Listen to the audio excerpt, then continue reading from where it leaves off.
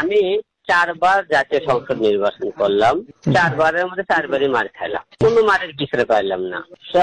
আওয়ামী লীগ সরকার নির্বাচন ছিল বলে একতরফা নির্বাচন হয়েছে। এখন যে নির্বাচন হবে সবাই বলতেছে এবার একটা সুষ্ঠু নির্বাচন হবে।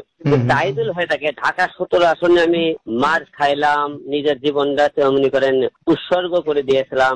মানুষ বলে ইংলিশ শ্রেণীর লোকেরা হিরো আলম ভালোবাসে না, তাকে শখের বসতে ভোট দিয়েছিল মজা করে। আমাকে যারা বলছে হিরো আলমকে যারা বলে অশিক্ষিত, মূর্খ, টুকাই, অনেকে গালিগালাজ করে। অথচ আবার দেখেন আমি যদি কোনো অনুষ্ঠানে যাই, ইংলিশ শ্রেণীর লোকেরা যখন আমাকে অনুষ্ঠানে নিয়ে যায় দেখবে সবার আগে হিরো আলমের চেয়ারটা কিন্তু আগে থাকে ওই ইংলিশ শ্রেণী। ওই অনুষ্ঠানে এডিট যখন করি সেই যে লোকেরা হিরো আলম তুচ্ছ করে বলে কাজটি করে মজা করে, তারা ওরা ইংলিশ শ্রেণীর লোকের কাছে কাছাতে নিয়ে যায়। হিরো আলমের চেয়ার মাঝখানে কেন থাকে? তারা তো ভালোই না বাসে। এখন ইংলিশ শ্রেণীর লোকেরা ভালোবাসে, ভালোবাসে আমার করাল বস্তি এবং যে বস্তিগুলো আছে আমার ওখানে, এই বস্তিগুলো লোকজন তো ভালোবাসে ধরেন। তার বস্তির লোকে দেখে বলে হিরো আলম রাস্তা ছেলে টোকায়, বস্তির লোকের সাথে আরেকবার ভালোবাসা নিয়ে আসি যে আমাকে বলে মানুষ খালি হিরো আলমে হিংসে করে মজা করে ভোট দিতে। আচ্ছা, মজা করে যদি ভোট দিয়ে থাকে, আমি যদি আবারও নির্বাচনে আসি তাহলে তো আমাকে 1000 লোকও যদি ভোট দিয়ে থাকে তার কোনো রিয়েল 1000 লোক আমি ভোট দিতে পাস পেলে আমার কথা ফেল করছি, ভালো কথা, দুঃখ নেই।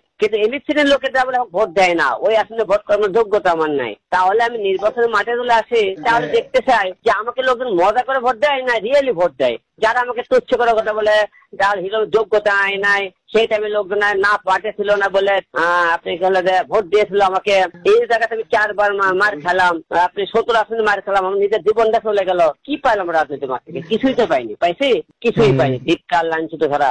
অথচ দেখেন এই আওয়ামী লীগ সরকারের আমলে আমি ছাত্র আন্দোলন থেকে শুরু করে এবং আওয়ামী লীগ সরকারে যারা আমাকে মারধর করেছিল তাদের জন্য আমি বিচার করার জন্য হাইকোর্টের থেকে রায় দিয়ে বগুড়া মনে করেন জজ কোর্টে গেলাম, তাদের নামে আমরা মামলা ফাইল করা দিয়ে। ওই জায়গা বিএনপির লোকেরা আমাকে মারলো। তাহলে আমি আওয়ামী লীগের তাও বিচার পাইলাম না, বিএনপির তাও বিচার পাইলাম না। এখন তাহলে কার কাছে আমরা বিচার দেখাবো? কোনো জায়গায় কেউ যখন বিচারই করলো না, আমার বিচার তখন আমায় কি করা লাগতেছে? আমি যে 4 বার থেকে মৃত্যুর হাত থেকে ফিরে এসেছি, তাহলে আমি আরেকবার দেখি না যে জনগণ এবার সুষ্ঠু নির্বাচনের মাঠে হিরো আলম কিভাবে দেখে। আমরা বিএনপিকে শ্রদ্ধা করে, আমার বগুড়া ভাষা অবশ্যই বিএনপি থাকবে, আমার কোনো বিএনপির উপর রাগ নাই, আমার কোনো কারোর উপর রাগ নাই।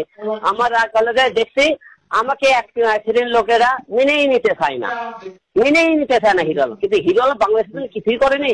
আমি কি কোনো উপকার করিনি জীবনে? বন্যাতে হলে মানুষের পাশে দাঁড়াচ্ছে, তারপরে মনে করে করোনার মধ্যে মানুষের পাশে দাঁড়াচ্ছে, ঈদ চান্দে মানুষের দাঁড়াচ্ছে। হিরো আলমের কাছে কোনো বলে কারো বিয়ে হইতেছে না, আমি বিপদে পড়ছি, মানুষের পাশে দাঁড়াচ্ছে।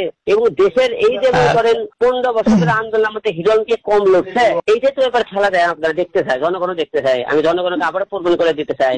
আপনারা বলছেন সুষ্ঠু নির্বাচন হবে দেশে, সুষ্ঠু নির্বাচন হয় আমি মনে 5টা ভোট পাই না কেন?